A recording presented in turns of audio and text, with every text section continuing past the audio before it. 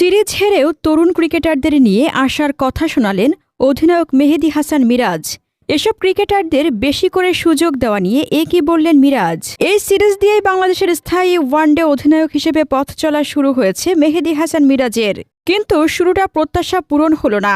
কলম্বোয় প্রথম 2 ওয়ানডেতে 1-1 সমতার পর পাল্লেকেলেতে আজ শেষ ওয়ানডেতে রূপ নিয়েছিল অঘোষিত ফাইনালে। সিরিজ নির্ধারণী সেই ম্যাচে শ্রীলঙ্কার কাছে 99 রানে হারল বাংলাদেশ। তবু এই সিরিজ থেকে কি ইতিবাচক কিছু খুঁজে পাচ্ছেন? এমন প্রশ্নের উত্তরে আজ পুরস্কার বিতরণীতে মিরাজ বলেন, আমাদের দল এখনও তরুণ, কিছু খেলোয়াড় নতুন এসেছে। অবশ্যই আমরা সবসময় ইতিবাচক জিনিসটা ভাবি। আমাদের সময় দরকার।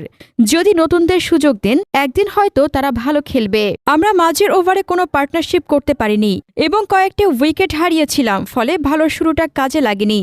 আমাদের দলটা জুনিয়র, এখনও কিছু নতুন খেলোয়াড় আসছে। আমরা পজিটিভ থাকার চেষ্টা করছি। আরও সুযোগ পেলে সবাই ভালো করবে।